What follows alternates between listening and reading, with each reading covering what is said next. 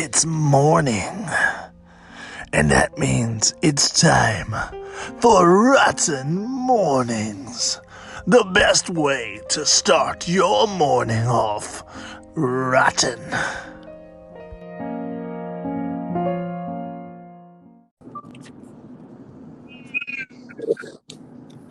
Good morning, and welcome to another episode of Rotten Mornings. Good morning. What the hell are you doing? Did you call me so I could hear your car beep? Yep. Yep. Hey, let's try this again in like 8 minutes. 8 minutes. Okay, got you. Good morning, everyone, and welcome. Welcome.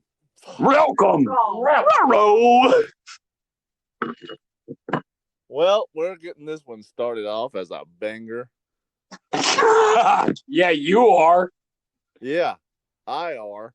I would ask you what that spells, but we already know. ER. ER. So we've got some guests tonight as well. Oh my gosh, that's awesome. We have Brandy here. Hello. Hey, Brandy. And we have Jess. She's super excited to be here. That's okay. As long as she doesn't freeze up, she's gonna be great. She's laughing at you. her super enthusiastic Jess makes me. Hey, Jess is well aware of the fact that the other day when Brandy said Brandy, she doesn't want to make that same mistake. Yeah, because that was retarded of me. And Wait, he was definitely right when he said I would hate it when I heard it the next day. how did you say it? Shut up. I think that's how I said it. Oh, okay, cool. Well, you'll definitely enjoy that in the morning. This morning. However that goes. This morning. Hey guys, it's morning, and welcome to another episode of Rotten Mornings. Welcome. Super glad to have you guys all. Welcome. So we had some stuff happen yesterday. We did. If you guys listened to our podcast, we had a special guest with us. Yes. Great episode. Fucking phenomenal episode. I love Scarlett. She's awesome. She is indeed. Not only did we get Scarlett, we learned actual shit about the topic we were talking about. Like, I cannot applaud that episode more because aside from when Brandy's on here and she actually researched the topic, we learned a lot of stuff in that episode. Even when I have to research it while we're talking about it. Well, if you enjoy doing that, hold on to your seats. No shit. Right. I'm sure that's about to happen. I have no idea what our topic is right now. So then after that, we had the review for the Spook Trail. Yes. And man, I gotta say, I know I've told you this before. I know I said this, but I want to say it on the podcast again. I am blown away by how much fun I had at the Spook Trail, dude.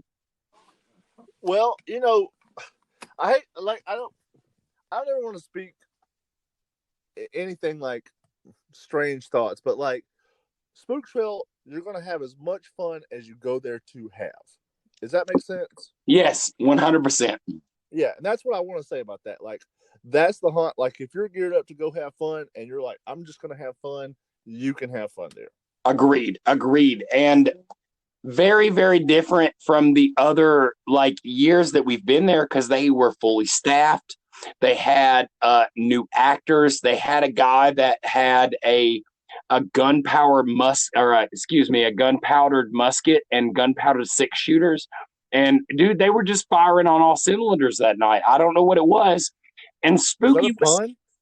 Yeah, no, maybe.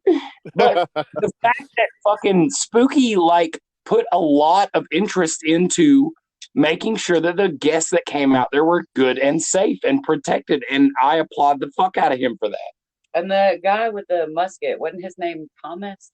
Yes, and he actually sent a trailer for a movie that he's involved with called Potter's Grounds that looks really fucking badass. And not only does that sound like it's going to be something great, it's also a delicious Harry Potter themed coffee.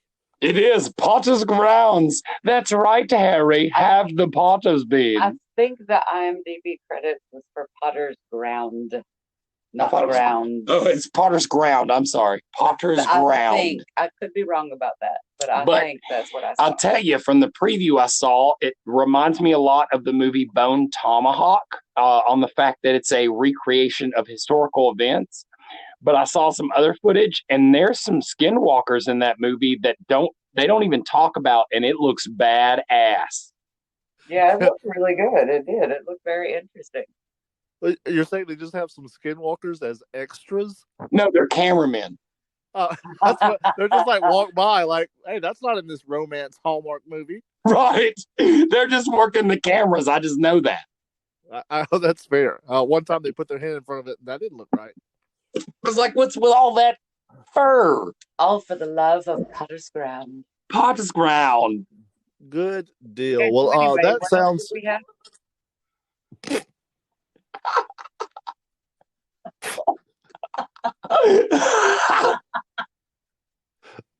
I hate when like Matt laughs for like 30 seconds. That's all of us. We all hate when I laugh for 30 seconds. On this episode of the Rotten Road. So we had another thing too. We had a review. Oh, we had the review. We talked about the review. Yep, that's it. And then we had Rotten Strips. And then we had an episode of Rotten Strips that was a very interesting episodes of Rotten Road that was hilarious. The first one wasn't even a road. Yeah, and the last one wasn't on anything. Agreed. I love the last one was the best one, dude. Well, what? It's for sale. That was pretty good. That was literally the best one, dude. Even Jess laughed at that shit. Did you guys not enjoy Tim's cameo in that one? Oh, I love Tim. I did like Tim's cameo. Scott's my favorite. I just wonder if Tim liked his cameo. I like the fact that you said Scott's my favorite when you were out there at Hellbilly Hollow and nobody knew who the fuck you were. Yes. Hey, so I took that picture. I sent that picture to you. I've looked at that photo. I have taken that photo, edited it into Tim talking, and only right before the episode came out, I go, "Hey, my mask is on upside down." Oh, that's pretty funny. I feel like that's a Mandela thing because I feel like it was the right way. I just feel like that personally. I think you're wrong. Okay. Not even something I can argue. So after the episode of Rotten Strips, we went live last night. I know we still sound, well, I say we. I know I still sound like I'm drunk, but this is tomorrow morning. And you're still drunk. drunk. This is today morning. This is today morning. This is today morning. The morning of the 27th. So stupid. This is tomorrow morning. This is harder than I thought it was going to be, Scott. Like I never heard that before. Mom, get out of my room. Trying to do math in here. With a hard on.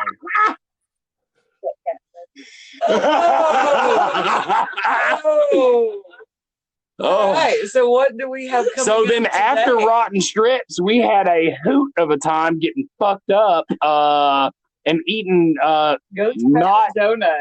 Not very hot ghost pepper duster fucking But how were they with the Taco Bell Diablo sauce on top of it? It was Wait a minute. It wasn't that bad. I just want to, because we had a little bit of a hiccup there in the audio. I want the audience to know that we weren't eating ghost dusters. Yes, we were. Ghost Duster Donuts. Ghost Dusters. Idiot. Okay, so anyway. Yeah, So that was a really good live. Scott, fucking Jesus Christ, get to the point.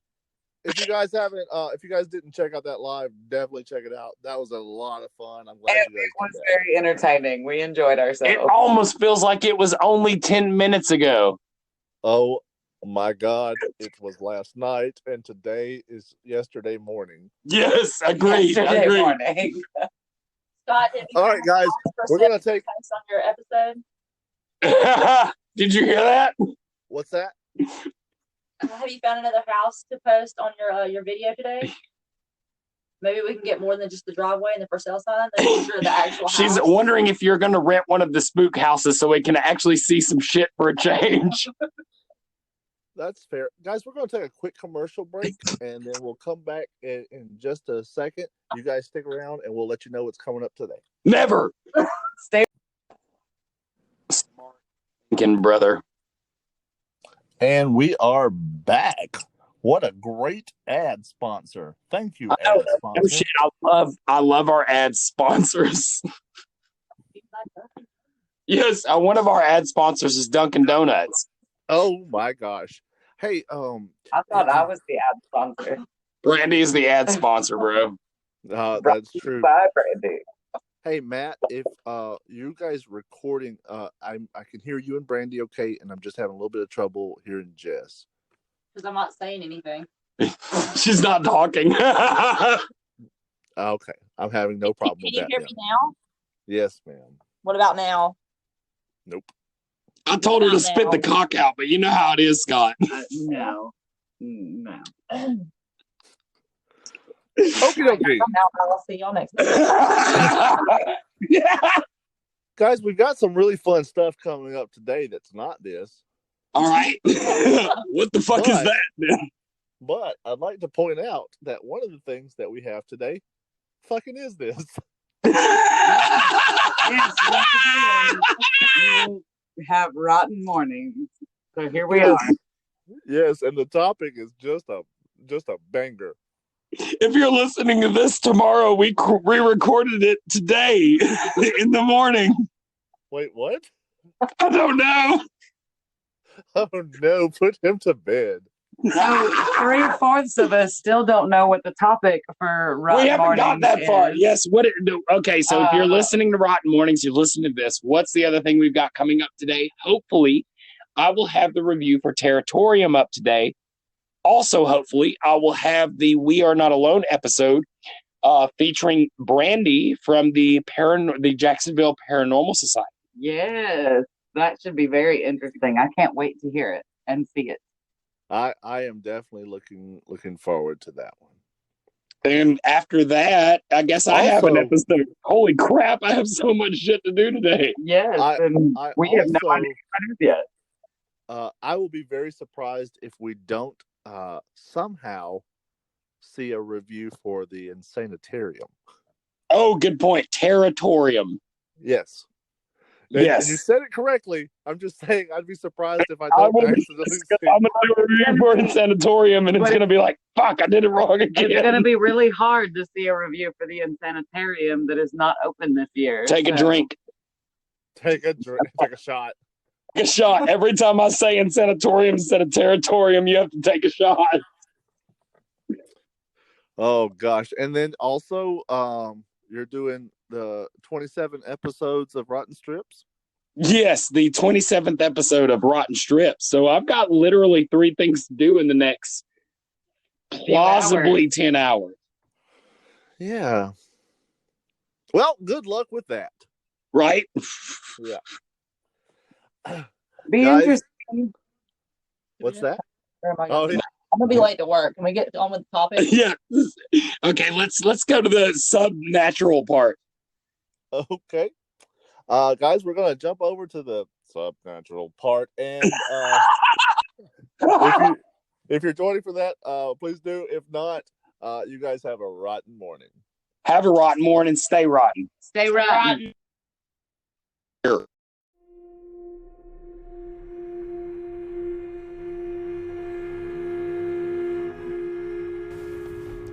Here at ROTN Productions, we are huge fans of film.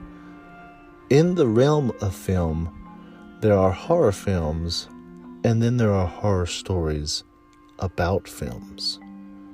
In this multi-part series, we explore cursed films.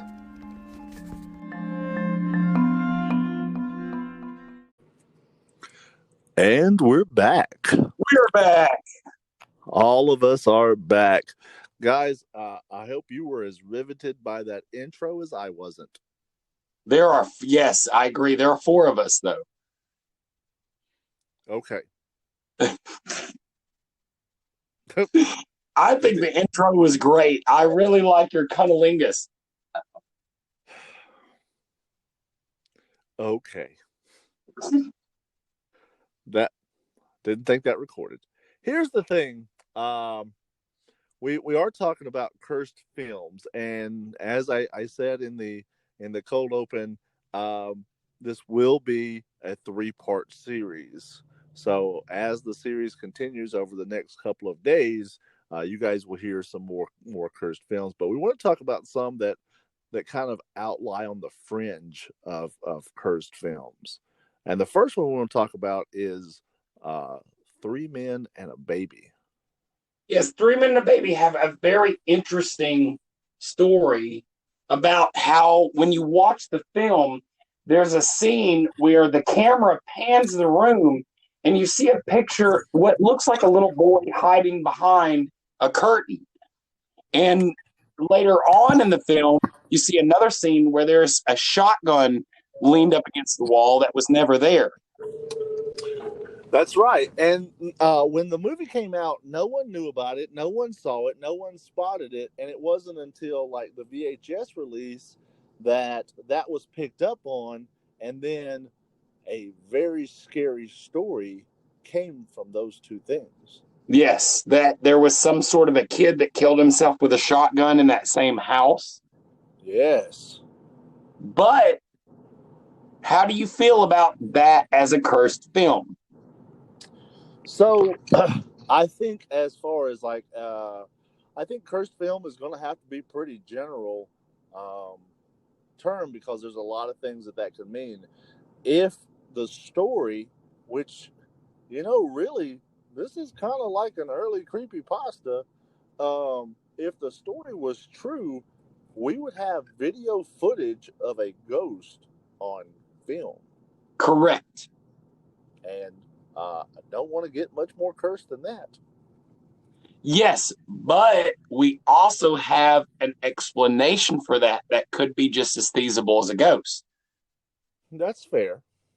Because a lot of people say that the shotgun against the wall was actually a boom mic that had the mic unattached, and that the little boy that was behind the curtains was actually a cutout of Tom Selleck.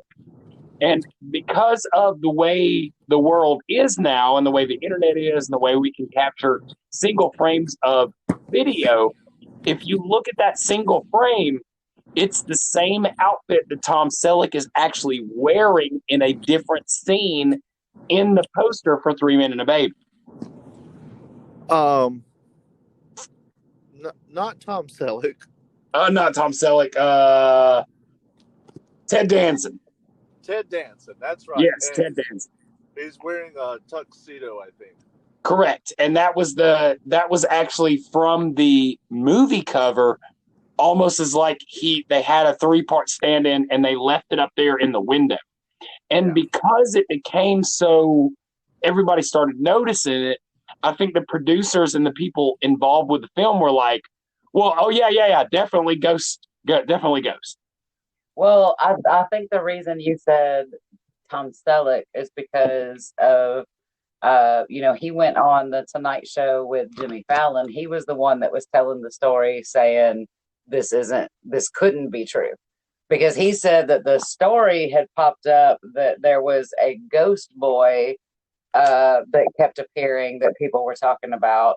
But the story was that a kid died in the house where they shot the movie, but they shot on a soundstage, so that couldn't be true.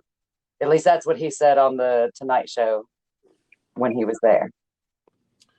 Yeah, this was all happening prior to the internet. So this story is one that just kind of got around. It was in like secret circles, and then it kind of got more public, and the word got out.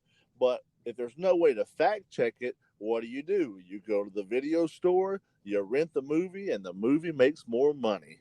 Yep. Right. And really and truly, it's even more than just not the internet being around. There were no DVDs. There were no pause on a minute in the DVD and inspect a single frame. This was VHS, dude. You were lucky if you caught it in the frame to pause it right. You were lucky if your VHS had slow motion ability. Man, it was nothing but 3 Men and a Baby and Fatal Attraction tearing up that pause button. Yep. Oh, dude, I could go down the line on that one. The movie about the girl that pretends she's a guy to get into the football team in high school. That's another one that wore out the pause button because there's one time when there's boobs in that. Wow. Boobs. She's the Man, I believe the name of that movie was. Amanda Bynes? I don't remember. I think she's the one in that. Bynes? She was the Amanda Show. We're right with Bynes. Yeah. That's the Amanda Show. She came from All That. I think it was a spinoff of that. Yep. Mm-hmm. Yeah, absolutely. But so this was a story, and this was a fun story. This was a really cool story from our youth where we got to hear a ghost story and then go pick up something, watch it, and then see the ghost for our eyes and like, hey, buddy, look, it pointing, and that was super fun. I enjoyed it, and then when I found out what it was, I thought it was still cool, but I enjoyed it. It's we like to be scared even if we know it's someone in a mask. Me personally, I see it like the idea of Easter eggs in video games. It was like one of the first things that ever stood out to me as an Easter egg in a movie. Oh, okay. That's cool. Because I see so many Easter eggs in games, but you don't see a lot of people that make movies that are like, did you notice the ghost in the background? That wasn't even a thing back then. Not then, no. Yeah. Yeah, that's a really good point. Huh. I was trying to think of like classic like Easter eggs or Easter eggs that I look for, and I know I look for like John Landis. John Landis always put in trademark things. See You Next Wednesday is one of his, and having like major directors play small bit cameo roles is another thing. Yeah. And then Ted Raimi, of course, has the Evil Dead car. Will appear in. What did you just say? Films. Sam Raimi. Sam Raimi, I heard that. That's what I heard. Okay. Mandela effect. I'm sure Sam is going to have his feelings hurt if you tell him his brother Ted made all his movies. Hey, didn't Joxer make all of those films?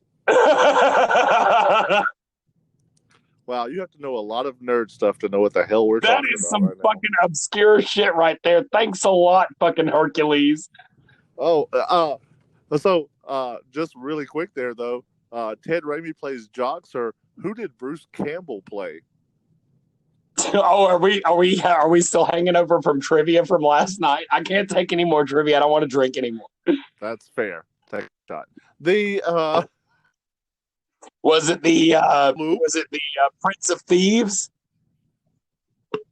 It was the King of Thieves. Of course. And I don't remember his name. It wasn't Autocles. It was. What did you just say? It wasn't. No, but it was very close to that. It was something Cleese. Testicles. No. Hold on one sec. Jess wants to say something. Water? Jess said water. She's here. She's here. Fair enough. And yes, please God. Hey, you want to hear something about For water? heaven's sakes. No. Some dude paid a compliment to somebody I know by saying she was like a glass of ice water on a hot day, and I'm like, what a great way to compare somebody to tepid water. Sorry, completely side note. Continue on. You're like a tall glass of swamp water on a swampy day. That's a Swamp Thing compliment right there. All right. Well, I think we've covered 3 minutes and a baby before we go pretty away well. from 3 Minute a Baby, I we're know a gonna take lot a of break. people know about the cutout of Ted Danson, but not a lot of people know about the shotgun that's up against the wall in a later scene. They set that shit up.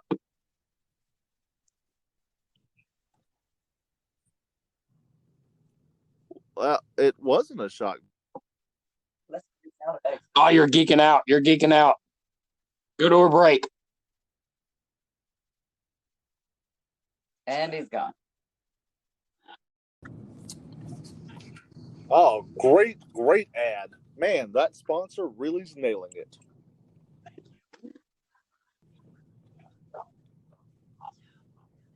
Did you just say thank you to our sponsor? Yeah, How actually, I'm awesome. talking to Jess. Jess is leaving. You guys say goodbye to Jess. Bye, guys. Gotta go to work.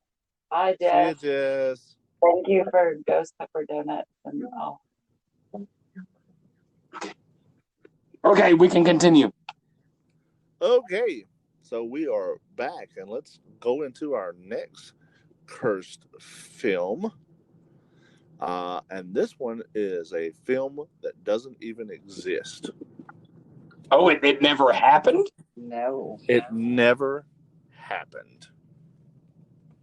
So, is it a cursed film? If it isn't a film?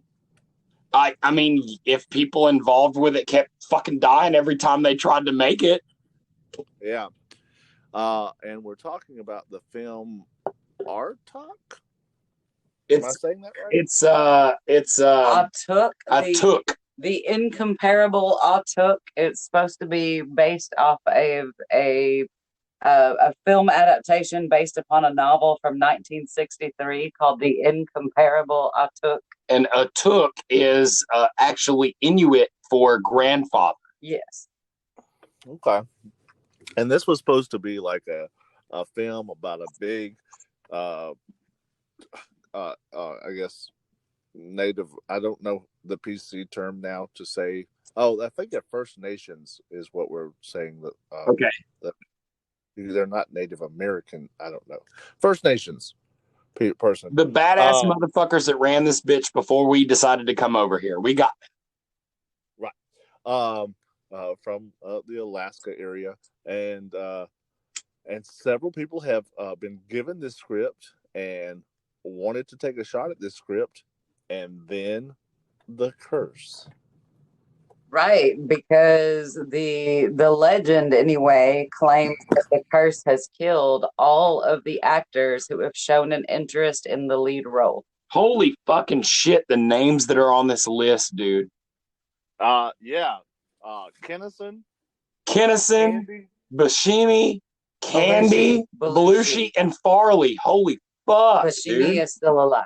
That's and they're basically saying Michael O'Donnell and Phil Hartman. Yeah. Wow. Yeah. Holy fuck. Do we want to talk about this? We don't. We do want to talk about it. What we don't want to do is express interest in making it. I do not want to make this movie. Fuck that. That is fucking terrifying. I have never heard of this. You don't know this? No, I do not know this. Well, there's some people that think it's just a coincidence. Everybody says that. But that's at least 6 main actors that we know the play and the starring role that have died prematurely and under rather tragic circumstances. Yeah, it's strange, right? So and like, just to kind of be clear, just so people like understand, if you're not a big film buff, these, you know, these names anyway. I'm kidding myself if I'm saying, hey, you don't realize that these aren't, you know, everyone who worked on the film of Nosferatu is mysteriously dead. No, they're 150 years old. Of course they're dead. Right. These guys should all still be alive. Except for like Phil Hartman. His ailment was kind of hard to get over, but the rest of them should still be alive. Well, that's just it. Is the idea of the curse apparently started right off the bat in 1982 when John Belushi was first considered for the role, and within months his body was discovered in his hotel room, and he was only 33 at the time. Yeah. Now, Chris Farley was involved in that film as well, right? You know, I'm not really sure. I know we had said that, but I haven't been able to find that part of it. So if you have a source on that, now would be the time for you to talk about that. I could pull up my source, but I could also drop the podcast to do so. So I'm just gonna go off what you said. Well, there is that. I think that's true. Well, I know. I definitely saw the thing about Belushi in 1982, and then after that, I believe it was Kinison, Sam Kinison, in 1986. He was signed on for the lead. And production began 2 years later. And 8 days into filming, Kinison was having some issues with the script and requested rewrites. And then the project got put on hold until 92. But while they were still negotiating for the script, Kinison was killed in a head-on collision caused by a 17-year-old drunk driver. Wow. That's crazy. I don't think... is there anything strange about the script? I mean, I don't think so. It's supposed to be like your fish out of water film with this with the main character being this, you know, Inuit man trying to adapt to life in the city. Yeah. It just seems that every time somebody shows interest in playing that man, life gets in the way or something. Yeah, that's very strange. You know what happens when a fish is out of water? No. It dies. Oh. We'll just go back to me and Brandy talking. I was giving you a pass just now. I saw that. After Kinison's accident was when they offered John Candy the lead role. And he began studying the script, but then he died of a heart attack at age 43 in March of that same year. Wow. And these are legendary. He was also studying the report with his close friend, Michael O'Donoghue, who also suffered a cerebral hemorrhage and died later on in November of that same year. Damn. And he was just studying the script with Candy. This is some eerie stuff right here. Oh, and you were actually hold on. You were right about Chris Farley. That was in 97. He was also 33, just like Belushi was, and Chris Farley started studying the role for it, and even approached his friend Phil Hartman with the script. After just a few months, again like Belushi, Farley was found dead of a drug overdose, and then Hartman was murdered by his wife 5 months later after studying the script.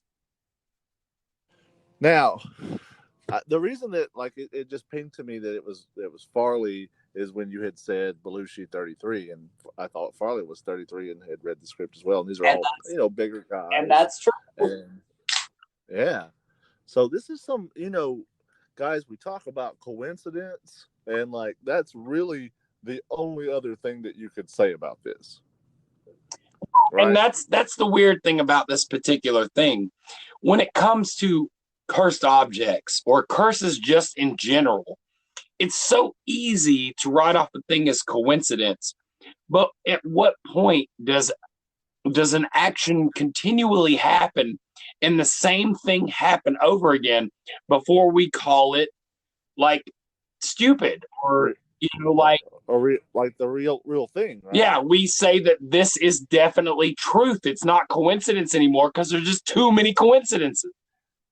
Yeah, I mean, if you light your the burner on your stove and you put your hand on it, you burn your hand. Was that a coincidence?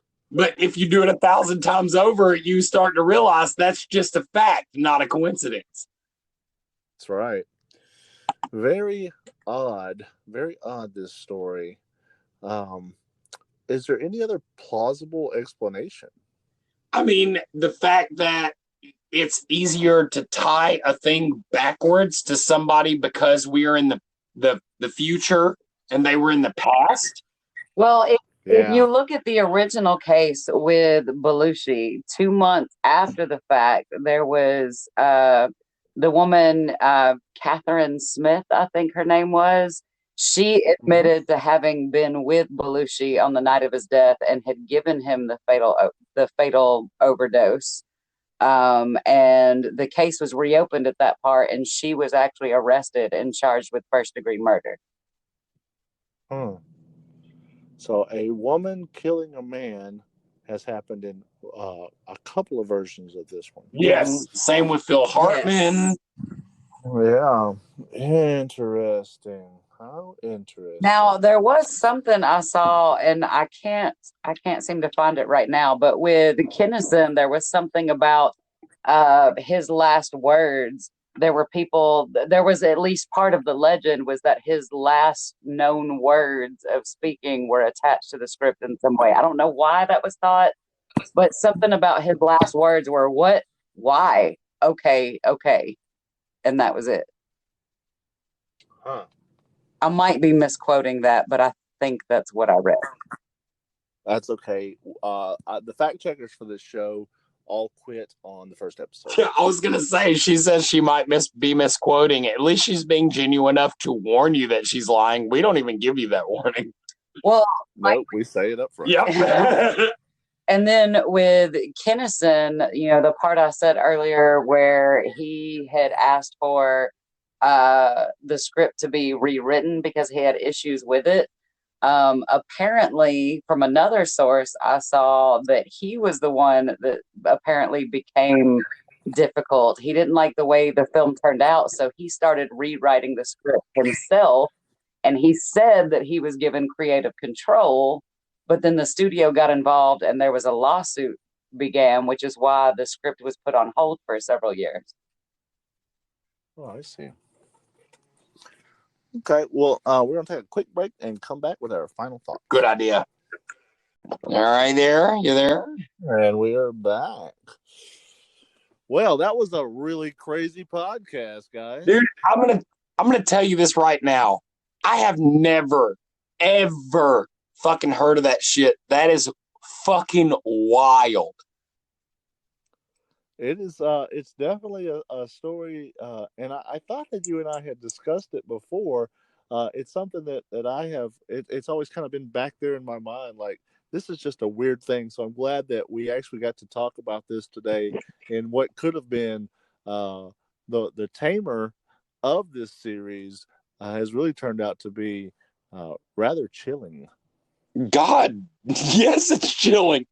Wow, holy God. Like, I'm literally nervous about this. Well, one of the things that I thought was extremely fascinating because I had kind of heard of the story, but didn't realize all the specific details. The fact that Belushi and Farley were the same age was one thing, but the drug combination in their system thought to be a speedball was exactly the same as well.